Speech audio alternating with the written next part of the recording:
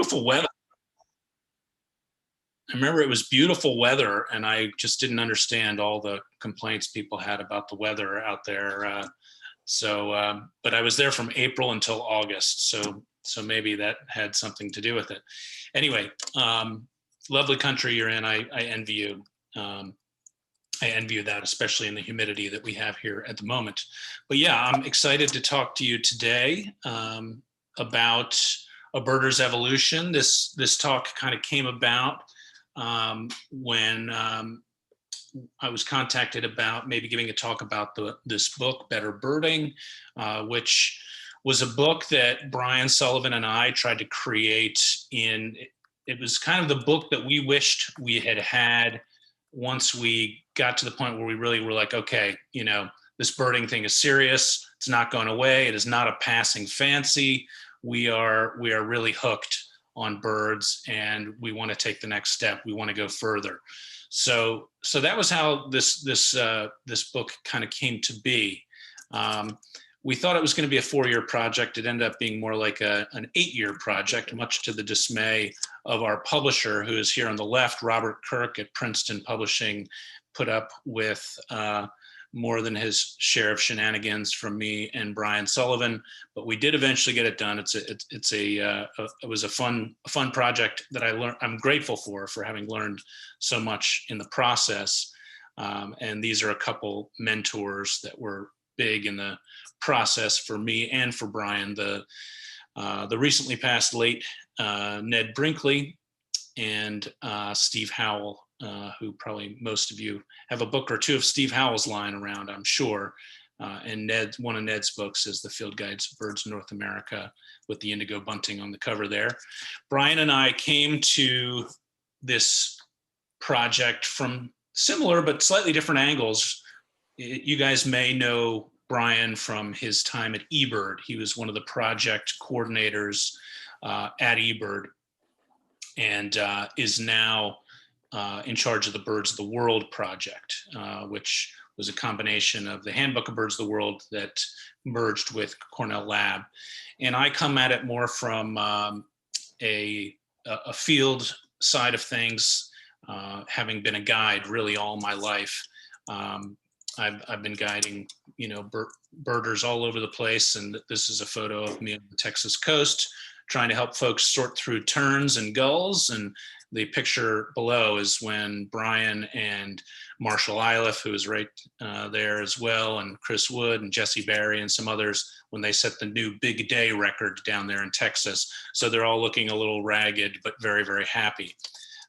So at any rate, that's a little bit about how this book came to be. And I'll show you a little bit more about the book as we go on. It was published in 2015, so obviously a little bit of time has passed, but I think it's all still pretty relevant. I think if you've seen the book, hopefully you've seen it's not a complete treatment of all birds in North America.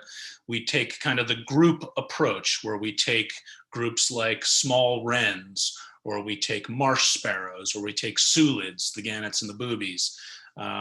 We look at seabirds, a couple different groups of seabirds.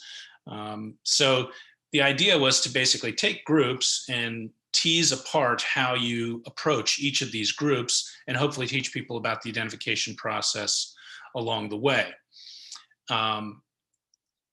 Our major tips that we really wanted to, that's kind of the thrust of the book, if you will, and the thrust of today's program is here. These are kind of my top tips for people that are like, yeah, let's take this to the next level here. And I think one of the first things I always tell birders, and it's interesting now for me, my fiance is kind of someone who was a birder when she was younger, in her 20s. And now, since we've been together, she's back into it, and she's kind of at this juncture here, which is fun. So I'm re-seeing this book through her eyes a bit, and through a bunch of young birders that I see here in Philadelphia as well. And one of the first things I always see is it seems like young birders, or people that are kind of beginning, will really just like, they want to see a bird as close as they can, feather by feather detail. as though that kind of view is really going to confirm things, without realizing that if you actually zoom out and like think about where the bird is, think about the time of year, think about what it's doing, what it might be eating, you can really tease a lot of information out of that. So we'll talk about that a little bit. Listen up. We'll talk about learning bird songs. The light is a huge factor that I think people really discount, considering your approach. Some people are really, really active and intense. Other people are more laid back and passive. Some people use both approaches, sort of depending on their mood or what they're after on the given day. I think these are good things to consider. Embrace uncertainty. I think that's really hard for us, but it's, when it comes to birding, which is kind of a mix of sport and science, I think it's pretty important to do that and learn your common birds first. So those are my top tips. Let's delve into this a little bit. And this is one of my favorite photos that I've taken in the last year or so. This is the only time I've managed to photograph a penguin and a snowy owl in the same image there. This is not, I can tell you there was no harassment of this owl by me, at least. You can see it's rather small in the frame there on the roof in the upper right-hand side. There's actually not a ton of information, I wouldn't say, to be gleaned from this particular photo, but I was looking for a photo where the bird was small in the frame, and this one certainly qualified.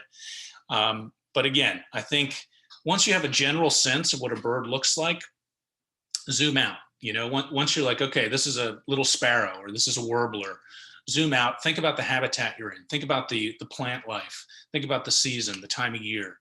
These are really important things. All birding really is situational, temporal and spatial, and microhabitats tell you a lot. Definitely recommend, Ted Floyd at Birding Magazine talks about bare naked birding.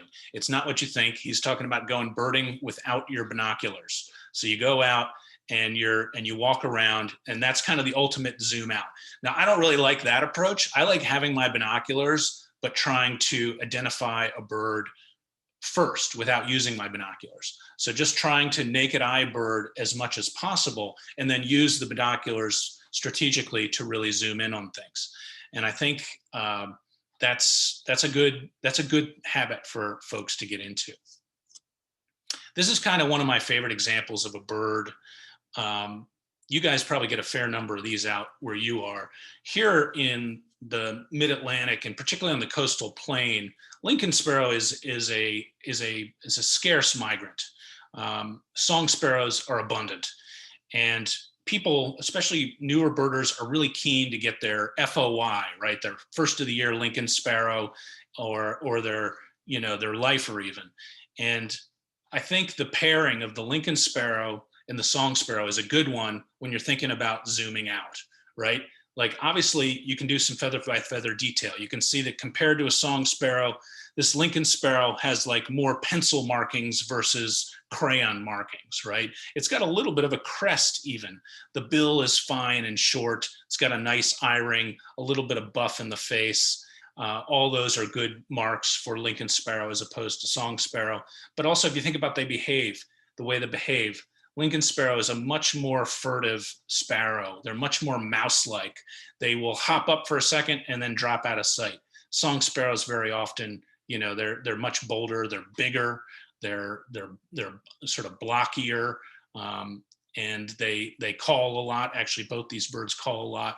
But often when I see a Lincoln sparrow, I'm to the point now where, just naked eye, I can often be like, I'll bet that's a Lincoln sparrow, just naked eye. And so I think it's a good pairing to consider this kind of thing. And in the book, we talk about pipits as well. Here you've got American pipit on the left, Sprague's pipit on the right. On the surface, they both look like kind of streaky brown birds that hang out in fields. But really, if you think about where Sprague's pipits hang out, they always like this real close crop of vegetation. In American pipits, this is a nice photo of an American pipit here, but really very often they're near water, they're in moist situations, and they just differ in their habits compared to Sprague's pipit, which is really a sort of an upland field bird. So this is one, again, where habitat is a big key. Of course, there's some useful plumage features as well. Sprague's has that big doe eye against the pale face, those white braces on the back.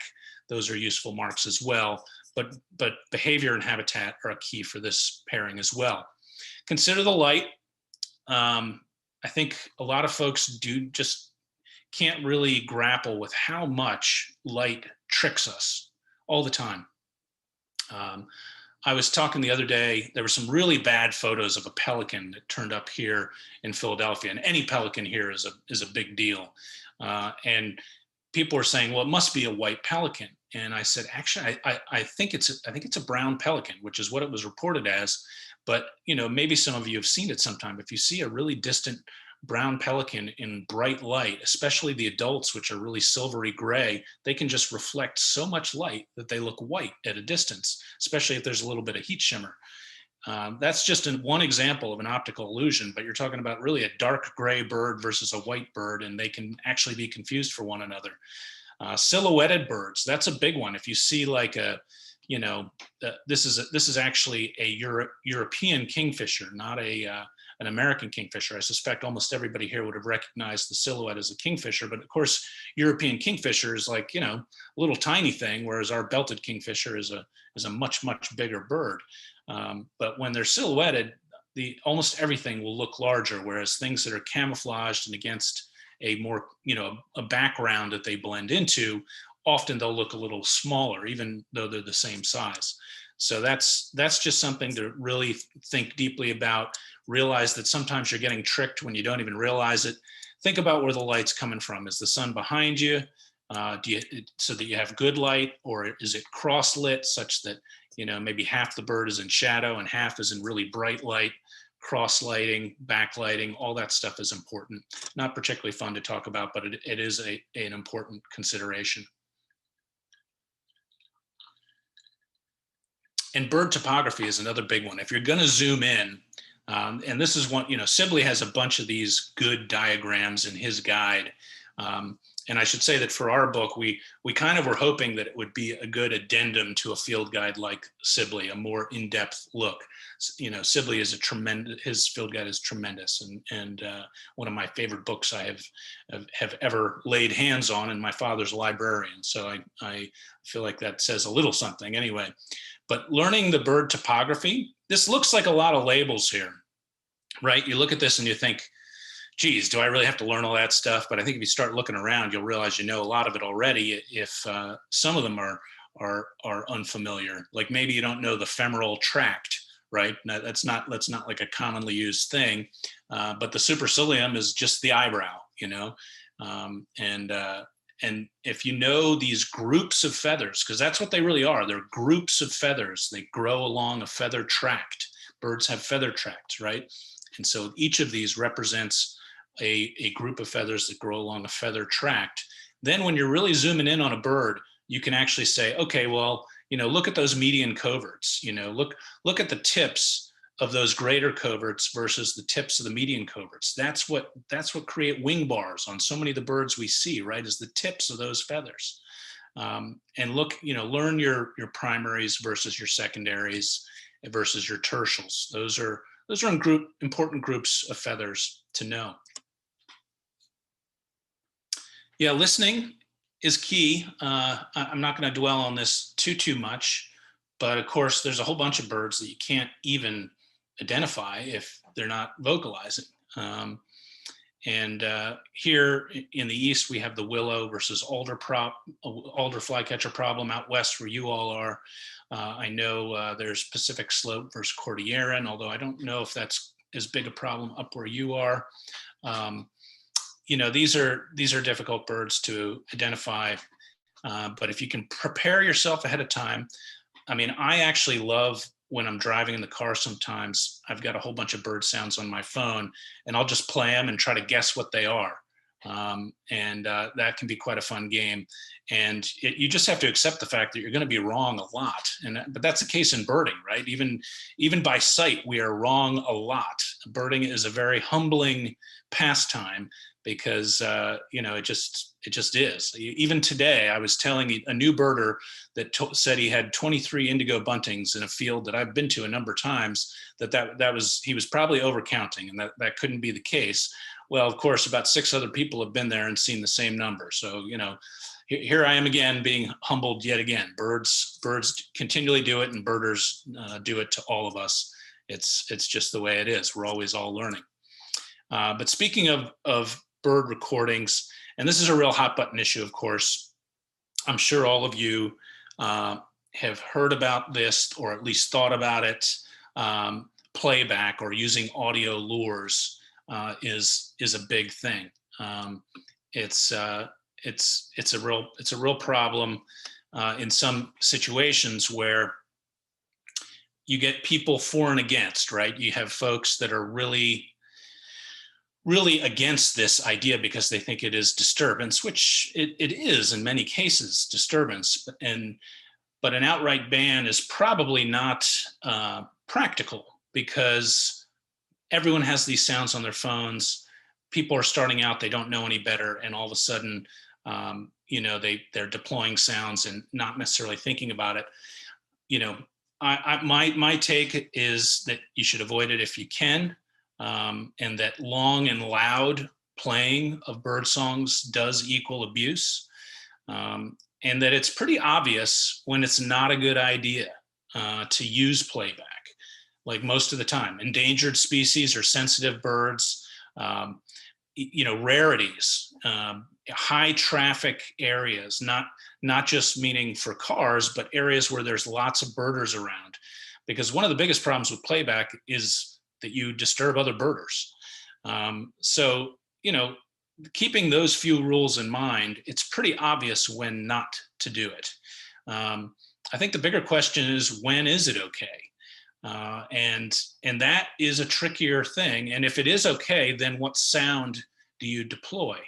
Now this is a big topic. So I've only just put 2 slides together here. I actually have another talk I give on this entire subject, but I did want to touch on it here. We talk about it in the introduction of our book a bit, and I think it's an important one to consider. But my take is that I think careful, considered deployment is okay in some instances, just that you have to figure out when those times are, and think about what sound you're going to deploy, and think about what your goals are. Now, in some cases, I've been with groups of, you know, say 15 or 30 birders, and you realize, okay, gosh, we've been hanging around this area for a long time, hoping for this warbler to show up, or this, you know, a rail or something. And boy, if we just played a little bit of tape, you know, we might see this thing and everybody be on their way, and the bird would be back to its you know, its merry way. And I think it's also important to consider that birds have a lot of different stresses apart from humans. You know, there's so many stresses, from droughts to fires to hawks to other predators to outdoor cats to you know, somebody that steps out their side, their door, and you know, slams the door, to runners, to, you know, people walking with off-leash dogs, or you know, there's a zillion different stresses. In some cases, playing a little bit of bird sound really is a pretty minimal disturbance if done in a minimalist way. At any rate, there is a very good blog post by David Sibley called "The Proper Use of Playback in Birding." And these are a couple of his points, which is that fundamentally birding disturbs birds. Everything that we do has an impact on birds. As birders, we're humans, we're out in the field. You know, we represent a disturbance whether we like it or not, but we've been humans our whole lives. There's not a whole lot we can do to change that. And being educated birders, I think we can do a lot more than the average citizen. And whether playback has a significant impact on birds is not clear. If you go to his blog, you'll see he's got a couple different interesting examples where there has been some study on playback, some where it was not so good, and others where it didn't seem to have much of an effect, or could even be argued was a little bit of a positive. Anyway, that's enough about playback. It is a hot button issue. It can get people riled up. It is a less fun topic than some others. So let's move on to consider talking about your approach to birding. You know, I think one of the things we talk about in the introduction of the book is the term bird watcher versus birder, which is always kind of a fun debate. Probably some of you all have had it before. Is there a difference? If so, what is the difference?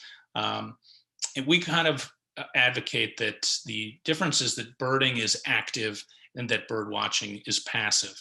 That there is significant overlap between the two, and that neither is better than the other. They are simply different approaches in the moment, or even as a practice.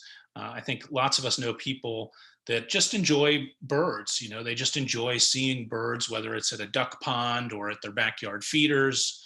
All of us can enjoy that. Some of us are really just, you know, a little crazy or super dedicated, and actually seek out specific species, go to specific sites, hoping to find specific things. And that is more of a birding focus, I think. And, you know, as someone who's birded my entire life, really since I was 9, my father's a birder also, I find birding, you know, sometimes it is, you're just taking a nice walk outside. It's a restorative thing. Other times I'm in hot pursuit of something. I think, you know what, this is the week that mourning warblers are coming through. If I don't go out now and try really hard, I'm not going to see a mourning warbler this year. And then I'll have to wait maybe a whole nother year to have a chance. You know, all of us have different goals at different times. And I think, you know, that's okay and good even. There's a million different ways to go birding. And I mentioned before, embracing uncertainty. One of the things I run into on my tours is we'll see something, often in the distance, but sometimes closer and kind of hidden, and you think it could be a target bird, but you're not sure, and you need to see it more. And you know, sometimes people are just so anxious, right? We want to see the bird, we want to get it, right? We want to kind of possess this sighting in a way. And very often bird identifications are not instantaneous, and that is okay for all of us. You know, like whether you're on your own or with your group of friends, you know, it's okay to take time to make an identification. And of course, some of them never materialize. Sometimes, you know, you watch something for 5 minutes or 20 minutes, and after a while you think, okay, we know what this is. We've confirmed the identification. Other times you simply can't ever do it. And that can be very frustrating, or it can just be sort of the nature. You just can't identify every bird. And, you know, sometimes the problem isn't your expertise, it's just the conditions or the bird's behavior. It's if you fail to identify something, it's not really necessarily a failure, it's just that it's impossible. That happens a lot more than I think we are comfortable with, but it is a fact. It's part of birding. I don't know if you guys have heard the term stringer. I think it's originally a British term, but a stringer is somebody who sees something and wants it to be a special bird and kind of wills it to be that, even though it probably wasn't that bird. And, you know, I think all of us can fall victim to being stringy at times, because, you know, you want to see, you know, this bird X, right? You want to see this one special bird. And some people really are vulnerable to this and can develop a reputation. And I always say, you know, just, it's okay to have birds that got away. And I've listed a few of my painful ones below there.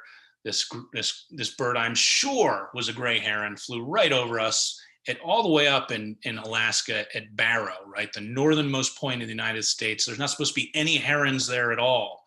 And I'm sure it was a gray heron rather than a great blue heron, but we just didn't quite nail it down, you know?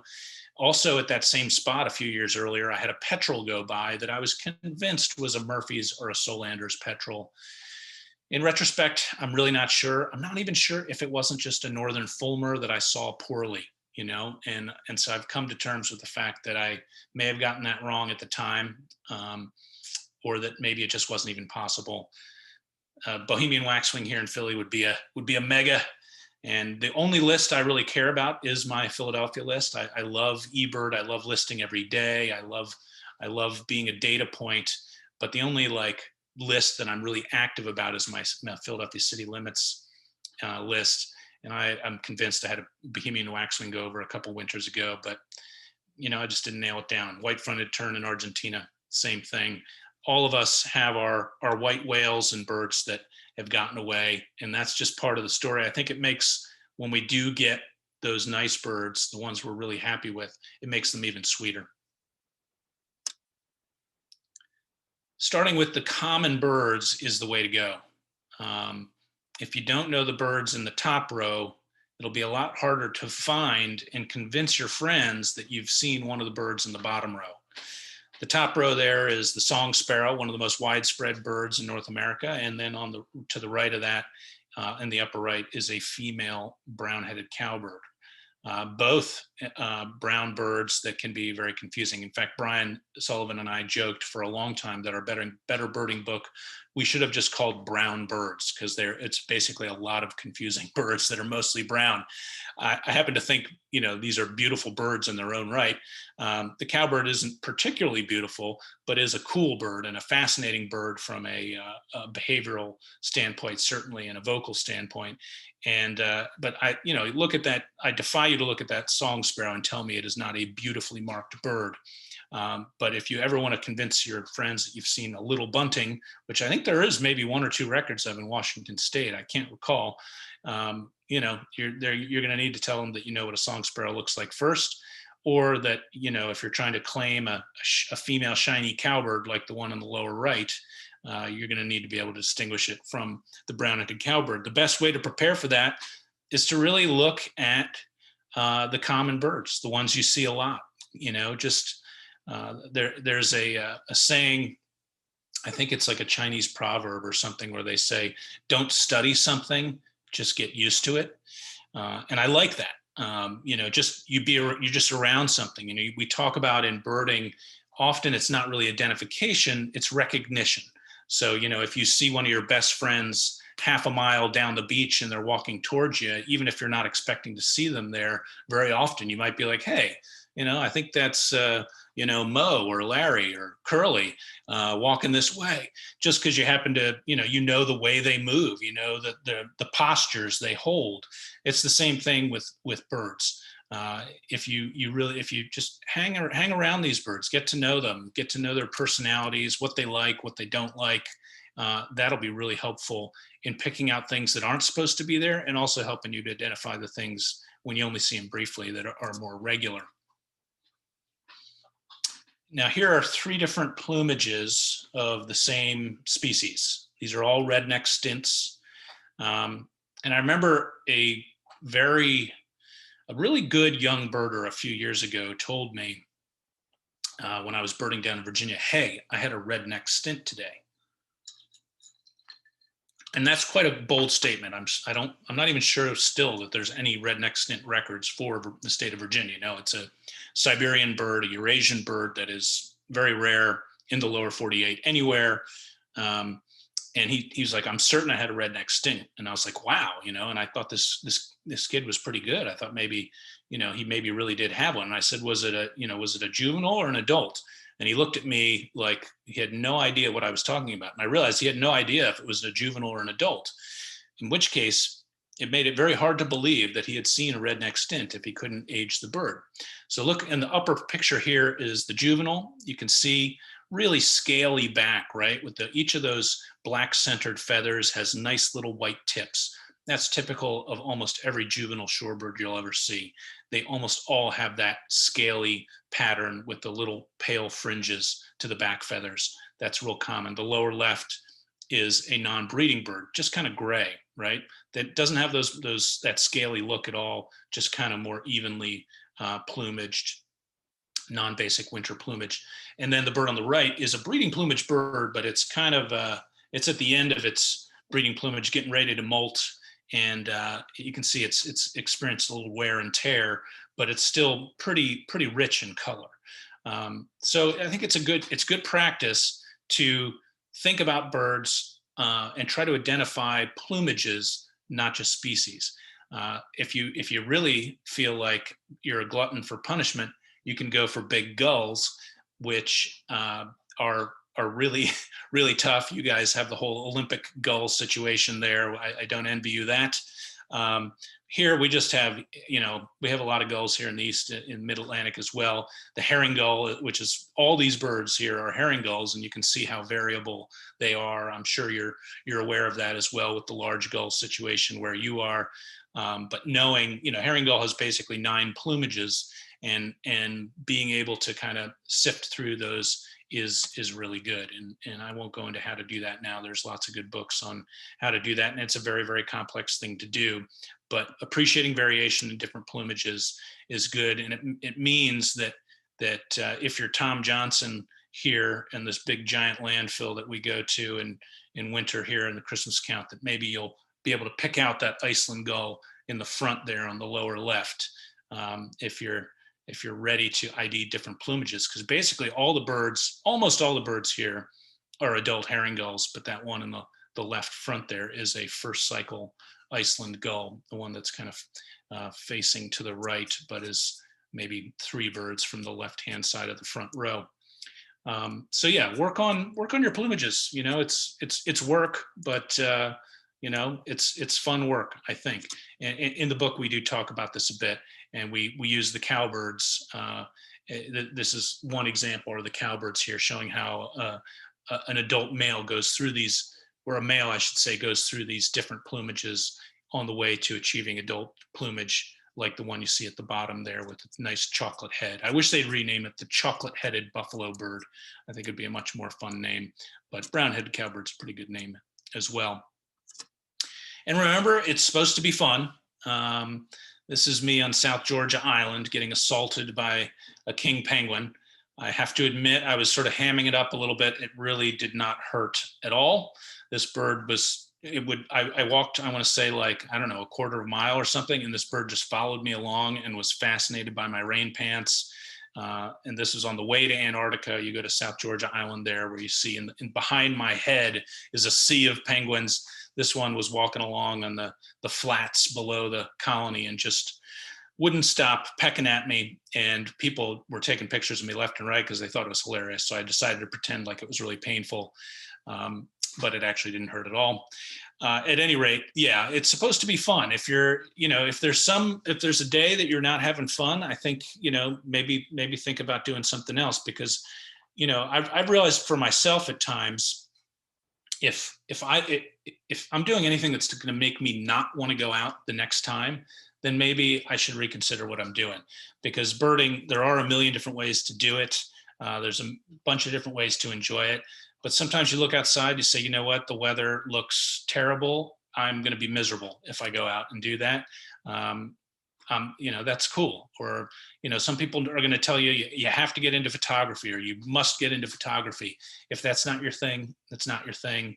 Don't take it too hard. Same thing with listing. Some people, that is just not important at all. Others, it's a real driver, and it's all good in birding, right? It's all good. It's all welcome. And I'd say if the birds call you, then heed their call. Like if you feel like you want to go birding, it's one, I can't imagine really a better pastime. You're outside, you're engaged, it keeps you moving around, it keeps you alert. Go out and commune with the birds. And yeah, make sure you create the birding day that you want. Don't let it get hijacked too much by somebody that may not have the same goals you do. It's important that you enjoy it. And yeah, don't be a turkey. Pay it forward. I think one of the great things about a club like Whidbey Audubon is seeing you all talking tonight reminded me a lot of the club that I was president of here for a few years. We all get together, we talk about the stuff we care about, the birds we've seen, and I think, like I said, the birds will keep you humble, but it's important to pay it forward. Think about how you can.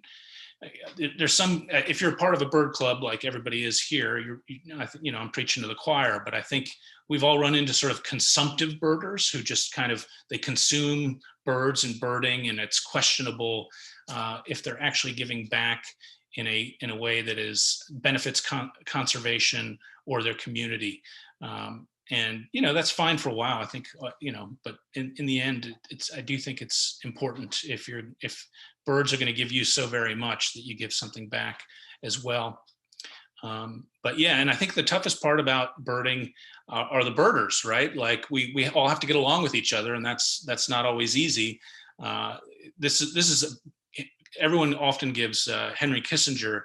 Not that I don't go around quoting Henry Kissinger very often, but he's often attributed this quote, which is Sayre's law, which is, and I've paraphrased it, which is that birding and bird club politics are vicious precisely because the stakes are so small. So we're not curing cancer or diabetes here. Let's keep things in perspective.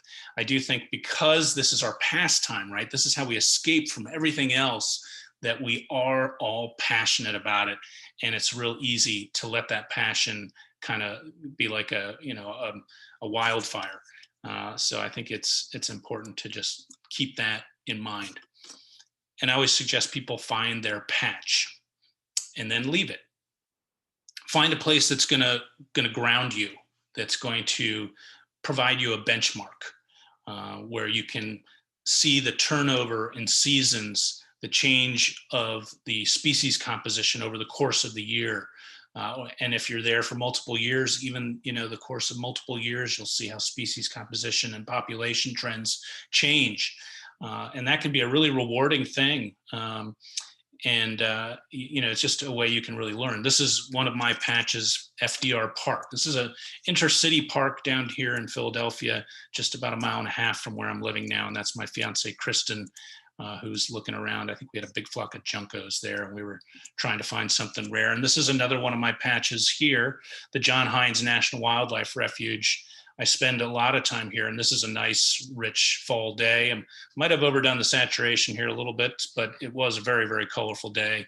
And there's Michael Hilchey from New Mexico and Doug Gotchfeld from Brooklyn, good birding friends of mine. And I've spent a lot of time here. And, like all of you, I'm sure each of you has your patch, whether it's your backyard or a place near your house where you go, you really get to know it. The highlight of my year in 2020. Now, normally I would have done a fair amount of traveling. Of course, that didn't happen last year for reasons that I'm sure are abundantly obvious to everybody. But this was my bird of the year. This is a buff-breasted sandpiper that winged into my patch there at Hines. It never landed. It just flew around over the water there. There was no place really for it to land. You can see there's kind of some algae on the water, and it wanted to land on that, but it just couldn't really do it. And this was the first one that's been seen in Philadelphia in decades. They're not so uncommon outside this. Well, they are uncommon outside the city. They're sort of a scarce migrant through the region, but if there's an airport around or a turf farm, they'll put down there from time to time, but we don't have any of that in the city. So, it's a real tough bird to find. And I was beyond thrilled to have found this bird. And I thought about it a lot when I went here this past March. Now, this is obviously not Philadelphia, right? This is in Irida, Colombia, in Amazonian Colombia. And this is one of the most remarkable places I've ever been. And I did actually went there in March, sort of as things were starting to open up again, and to go to check out this very remote place that few birders had been to before, and we were able to get there safely, which was nice, and spend a couple weeks. And what did I see there? Lo and behold, but the buff-breasted sandpiper. And I thought about how, this is. I was like, I wonder if this is the one I saw in Philly. This is thousands of miles away, right? But I think that we understand the journeys that these birds take is part of the thrill of seeing them. This bird could have been the same one I saw in Philly, just months earlier, now headed back from Bolivia, the Beni region of the Bolivia, or the Pampas of Argentina, having wintered there.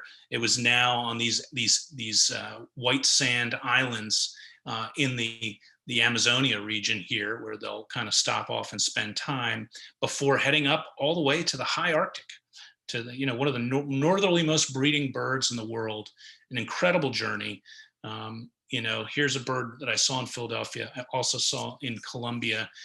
I often think about, like, the first time I went to Morocco, which was one of my first real trips overseas where I was birding. And, I started to think, boy, this looks like there's a lot of good habitat for mockingbirds here.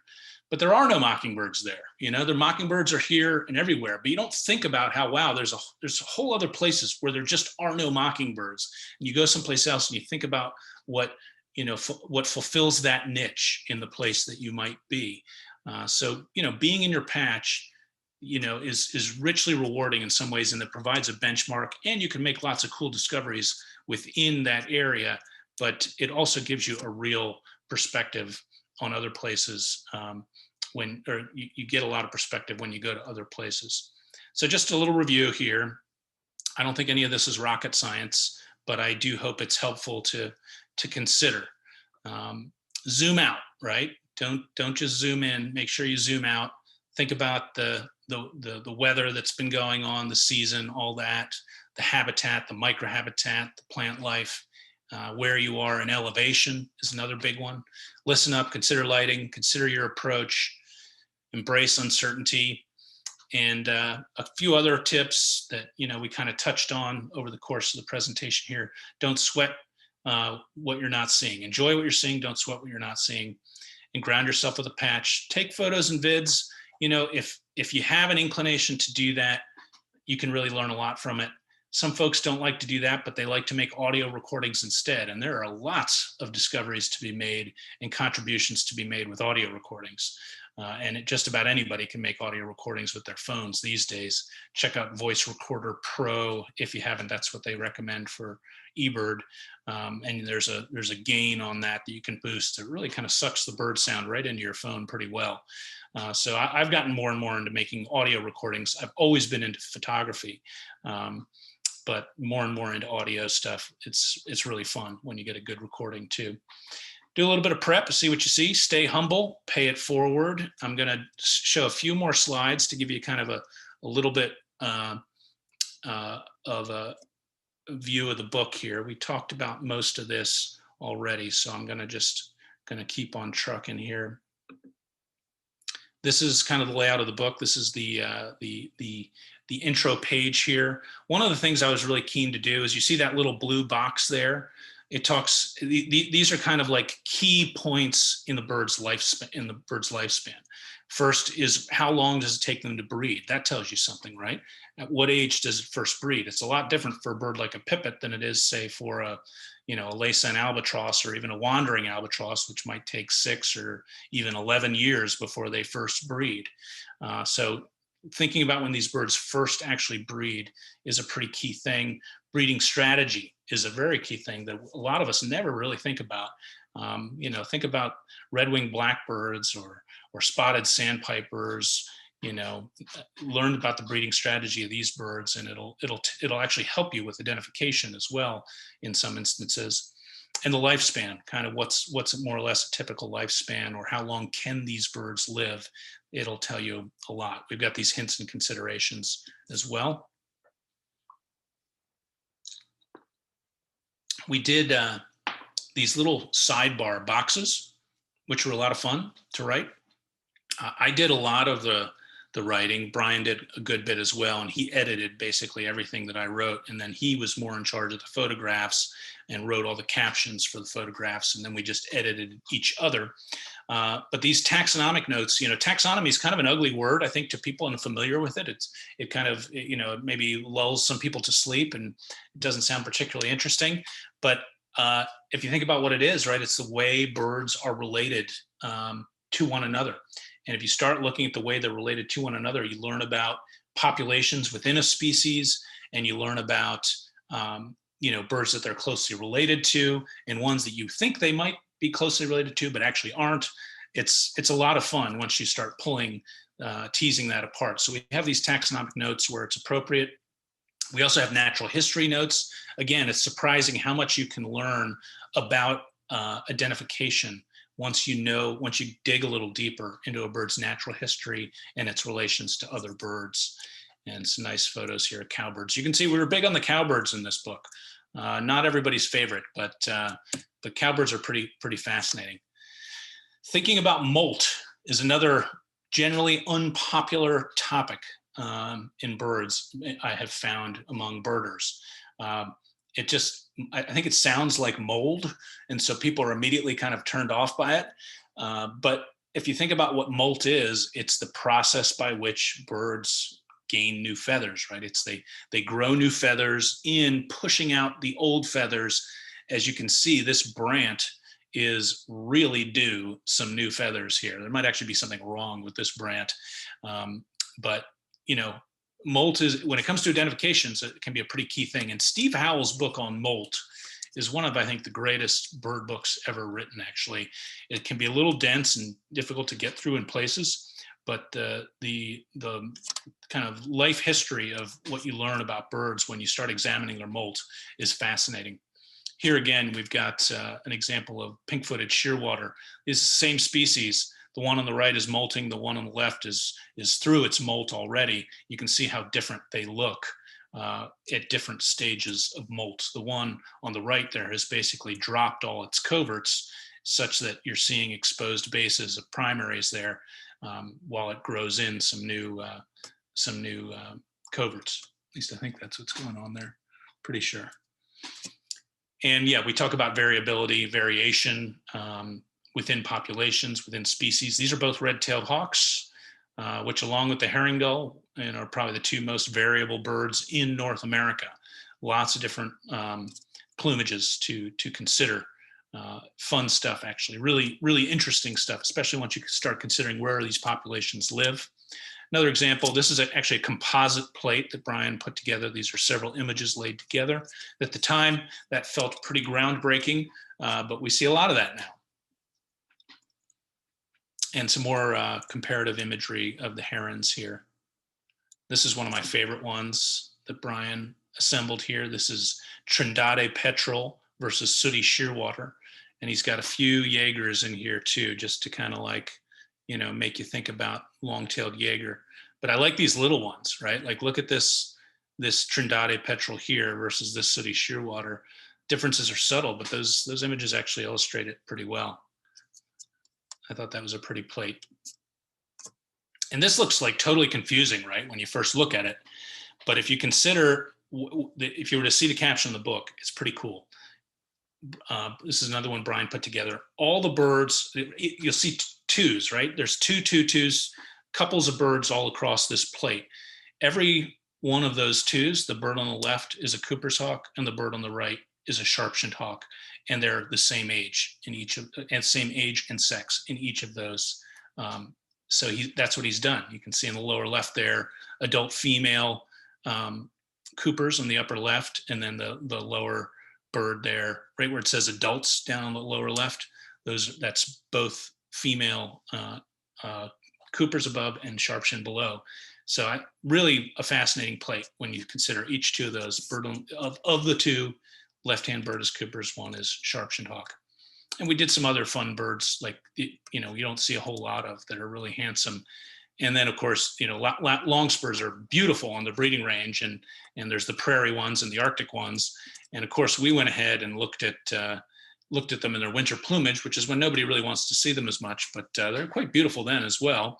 And talk about how to tell them apart here. The lower right here is formerly known as McCown's longspur, now thick-billed longspur. The upper left is a chestnut collared, the prairie longspurs. Seldom seen in those plumages. Curlews. And yeah, I'm going to finish off here reading just an excerpt from my book and the book Brian and I did here. And I always say my one regret with this book was that there's an essay in it, because, I think all of us are asked the question, why do we do this? How do we get into birding, and what do we get out of it, right? Like, we all get that question, right, at times. And I think my only regret really in this book was that the essay we wrote is why birding is cool, which just, as time goes on, just really irritates me. And I think why birding would have been just fine title for that. So at any rate, it's just a couple minutes here I'll wrap up with this and then happy for any questions folks might have. Why birding is cool, or why birding? And I'll start by actually getting a little drink of water here so I don't get too parched. Okay. Though birding has perhaps never been more socially acceptable than it is today, non-birders are still often puzzled by the idea. They have trouble understanding what it is about birding that is satisfying. They imagine birders in khakis and pith helmets making crazy bird sounds, feverishly pursuing birds with nary another care. This is the unfortunate caricature so often portrayed by the media. They want to show ravenous fanaticism and are less interested in the depth and breadth of mind and personality present in so many birders. Non-birding friends who are curious about your hobby may ask, what is it specifically that you like about birding? And birders have trouble answering this question because in our mind, the real answer is what's not to like. You get to be outside in the elements, you're attuned to the weather and your surroundings, and this affords you the perspective to consider your own place on the planet, a refreshing, humbling experience. You're reminded how small your worries often are and how valuable your time here really is. You can go birding virtually anywhere, escape from worry, and simply be present in the moment. And in that moment, you're often presented with something beautiful, mysterious, and exhilarating, and you can make thrilling discoveries. At times, there's also frustration and defeat, but typically there is something satisfying in almost any piece of time spent afield. Other times it's simply reassuring, like checking in with old friends. Typically, birding is at least a pleasant activity, and at times it is utterly thrilling. As with any subculture, we have our fringe fanatics, but on the balance, birders tend to be kind, curious, intelligent, and philosophical people. Maybe that's why we don't make the news too often. Various poets have written on the restorative power of nature: Dickinson, Coleridge, Wordsworth, Neruda, and Frost, to name a few. And birds are one of nature's most conspicuous elements. They provide a window into the natural world, and nature and its workings, unlike so many human preoccupations, are undeniably meaningful. Floods, droughts, fires, storms, landslides, volcanic eruptions, earthquakes, and yes, even climate change are undeniably powerful events in Earth's history. An examination of birds provides a filter by which to view such events in time and space. As Pablo Neruda reminds us in his poem, Art of Birds, there is much wisdom to be gained through a life spent in pursuit of birds. Yes, aside from some pesky insects, some occasionally adverse weather, and the odd, annoying person, ultimately there is very little to dislike about birding. So with that, I would like to thank you all for the opportunity to talk about our favorite pastime, and happy for any questions.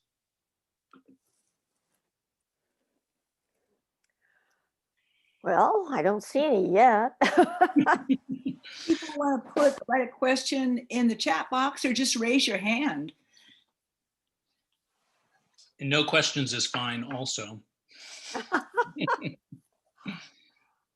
I did want to promote this one event I'm doing later this year, well, early next year, I should say, which is the American Birding Association Kenya Birds and Big Game.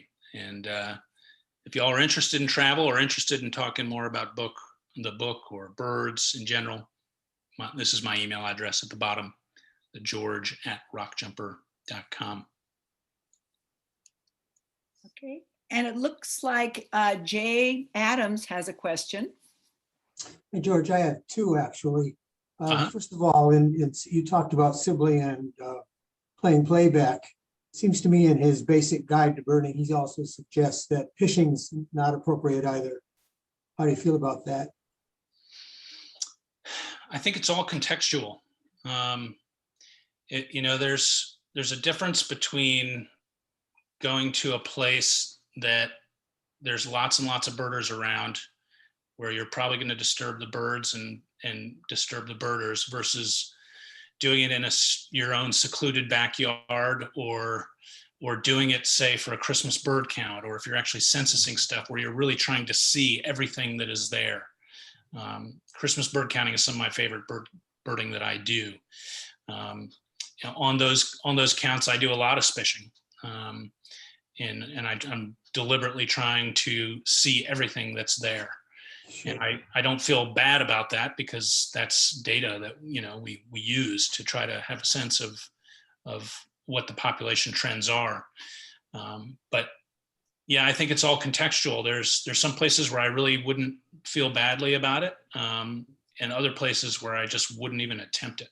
I think it just depends on the situation. Yeah. And secondly, if I may, you raised the issue one more generational time, maybe, about birders versus bird watching and all that. Do you think that that's still anything that birders need to be concerned about? I think Ken Kaufman devoted nearly all of Kingbird Highway to defending birders from bird watching as being little old ladies. It seems to me by this time we ought to be able to get on with it. Yeah, I guess, again, I don't dislike either term, and I don't dislike the connotation of either term, because I think of myself as both. Right.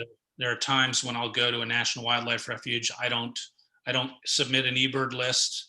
I just kind of let the birds wash over me, and I'm really just bird watching. And there's other times when I'm doing a dedicated census, and I'm, keeping as close count as I possibly can on everything. And in those instances, I think of myself as a birder. But those are just my definitions. Sure. They're not necessarily the ones. I can't impose them on anybody else. I wouldn't try to. But I think there is perhaps limited value in distinguishing between the two. But there is certainly a lot of overlap. Yeah, good. Thanks very much. It was great. Sure. Thank you for asking. Sarah, did you want to ask your question?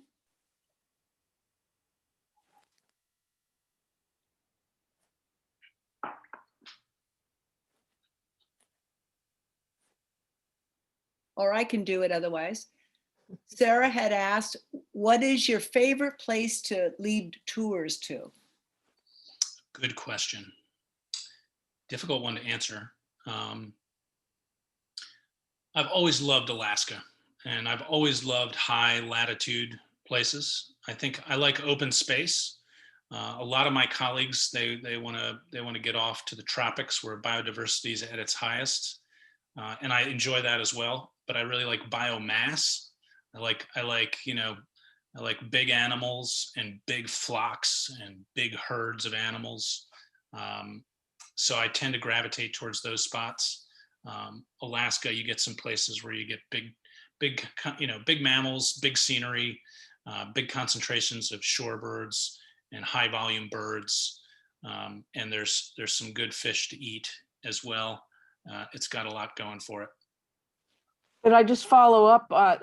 Thanks for asking. I wasn't live for a bit, Kathy, but what season or time of year for Alaska? I'd say, usually June. Depends what your goals are, but almost everybody goes in June. I love the plains of the Serengeti for similar reasons, really. But Alaska is someplace I have been a lot, and although not for a few years now. I'm looking forward to going back next year for the first time in a while. But usually, if I give one answer, it's that, or it's the Southern Ocean. It's the other end, the high latitudes in the Southern Hemisphere. I did a cruise of the subantarctic islands in New Zealand, and that's one of the most spectacular trips I've ever done. 17-day boat trip where you saw 2 other boats the whole entire time, and just many thousands of seabirds and hundreds, if not thousands of, many thousands of penguins as well. So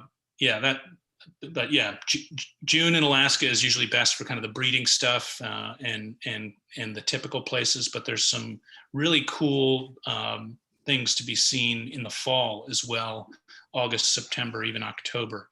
I'm still eager to try to do this Ross's Gull run up in October, early the first week of October, where if you're lucky, you can have dozens or even hundreds of Ross's Gulls pouring by the point there, Point Bear, or Uktiavik, as most people call it now.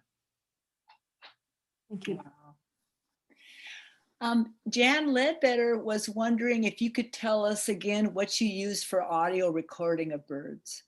Yeah, I've got an iPhone 10 and I use the app I use is Voice Recorder Pro, which I forget how much it costs. I think there's a free version of Voice Recorder. I got the Voice Recorder Pro because it just had a few more bells and whistles and allowed you to do some things that I was using it enough. I was like, this is worth it to me. So I think the version I have is like Voice Recorder Pro 7 or something, or 7.4, but if you go to Voice Recorder or Voice Recorder Pro, they have, and if eBird has recommendations for how to, if you're an eBirder and you want to upload your recordings, which is a very fun thing to do, that they'll have the latest version, there, I think, that you can download. But that's what I use is Voice Recorder Pro. Okay, thank you. Susan Bennett wants to know what's wrong with little old ladies. Absolutely nothing. Yeah. Yeah. And, are there any other questions that people have? I have another one if nobody else does. Okay. So there's so many companies that offer birding tours. What makes Rockjumper unique? That is a good question. Or I mean, unique may be unfair, but why would somebody choose Rockjumper? Yeah, well, I mean, we've been doing it a long time. We've got a great team, and we've tried all sorts of different stuff over the years. Most of it has worked really well. We've learned from the ones that didn't work. Our founder, Adam Riley, started the company a little over 20 years ago, and we've held some of the bigger birding events in, the really probably, in terms of like tour events, we've held some of the biggest ones over the years. We've done things. I have a cruise to Antarctica coming up in November, which we got 190 people for that. So, but most of our trips are 6-8 people, small groups to, real specific places all over the world. So we have a team that is used to dealing with a whole range of different interests. And we even do some cultural trips. We do trips that are just focused on mammals or herps. We are increasingly doing birds and wine tours because we have a bunch of the company was based in South Africa. Now we have a real distributed team all over the place. But of course, there's a lot of great wines in South Africa, and there's a lot of pretty serious wine aficionados on the squad. So we now have birds and wine in Chile. We have birds and wine in South Africa. We have birds and wine in Portugal. So yeah, I think we're always trying to push the envelope to try to find new ways to enjoy the outdoors with people. And I got to think that I don't know what companies run the most birding tours, but we must be pretty high up there. People often say we're the biggest, whatever that means. I don't, I hesitate to make that claim because I know that in various industries, biggest doesn't always mean the best. I obviously think we are the best, but we certainly have a lot of very, our field is one of a tremendous amount of camaraderie.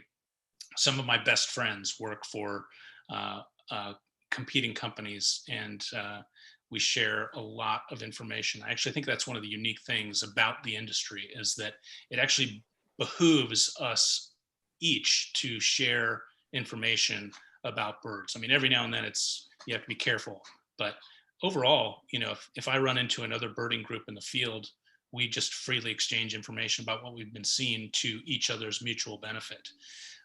So it's a pretty collegial business. And there's some great companies aside from Rockjumper as well, but I think we do really good work, I would say, and we've been around a while, and we do quite a range of different things as well.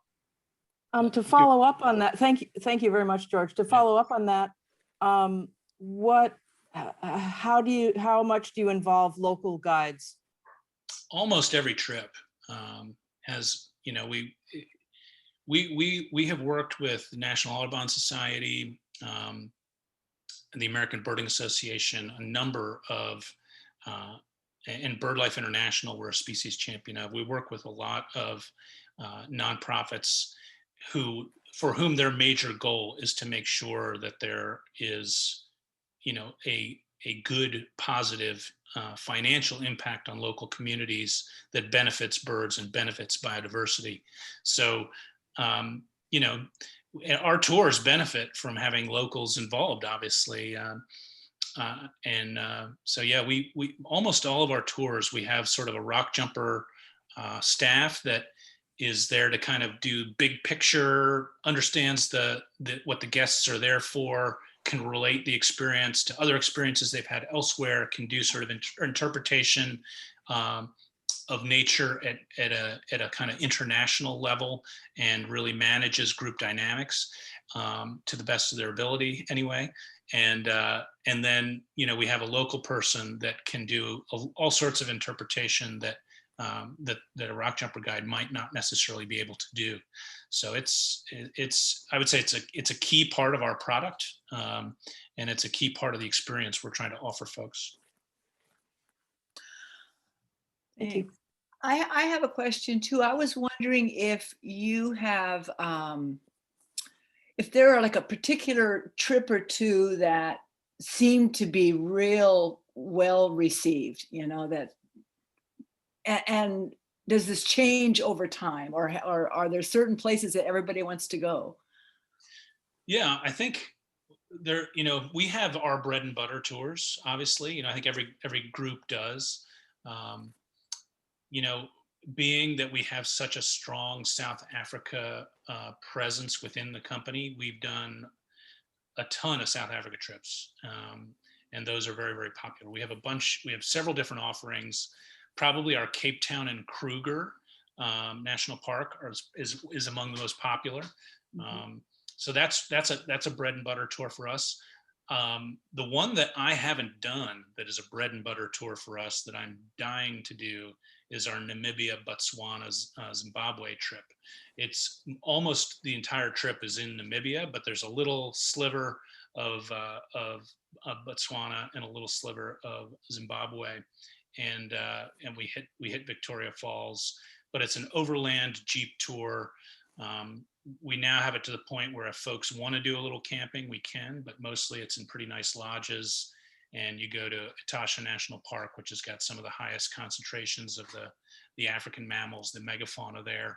And one of the neat things there is the parks have it set up where almost all the lodges have a watering hole right at the lodge, but you can also go out and go to these places where they have lights at night, and that you just see all sorts of activity at the watering holes at night, which can be very dramatic.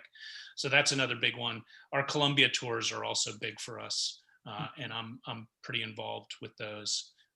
So those are some of our bigger ones. Borneo, Malaysia is another one. Borneo, Malaysia. Mm-hmm.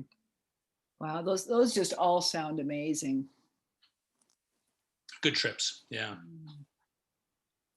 Kathy Bowers said that she was looking at your 11-day Colorado trip, and she said it looks amazing. So she can be happy even here in the United States, right? Well, there's plenty to see here. Yeah, I have not done that, despite having done a lot of Colorado. I've not done that trip either. There's a couple chickens I need to see, so I'm trying to slither my way onto that tour as well. Hey. How about Arizona? Yeah, we do. We have actually this year we've added quite a few Arizona trips, just because the domestic trips are taking off. Pretty much everything we offer domestic US right now is just flying off the shelves. So we offered what we called a Arizona hummingbirds, monsoon breeders, and nightbirds trip, and that one sold out within a few days. We offered another one. That one sold out within a week or so. So now we've just opened a third one. So those Arizona trips are doing pretty well. And yeah, we do a lot of Alaska, Hawaii, Arizona, Texas. We just added a Florida, which is a new trip for us. And we're thinking about a few others too. And we've got some Canada itineraries that I'm actually really excited about. So those will be fun to get off the ground. We did one last year. I guess it was early 2020, right? I was one of the guys. We got home a couple days before everything went into lockdown, and but it was in Manitoba, around Winnipeg, and we went for owls and finches and hickory owls, boreal owls.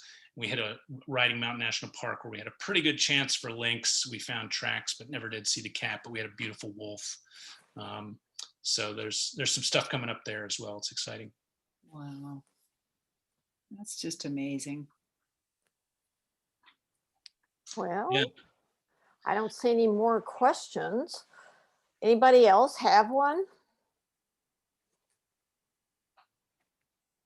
Looks like Wow. he explained himself very well. It looks like we're all going to have to enjoy your website.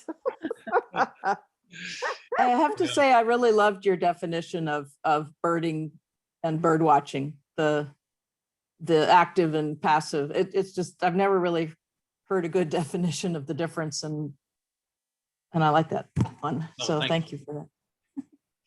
Well, it certainly was a fabulous opportunity for me to talk about birds, which I love doing, and I do have very, very fond memories of Whidbey Island. So I'm jealous of you all that you get to live there. So thank you so much. And Well, thanks for staying up so late. Oh, sure. yeah, that's right. You are staying up late. I thought I it, never even thought of that. yeah, that's right. We forgot. Are you a late night person usually? I am.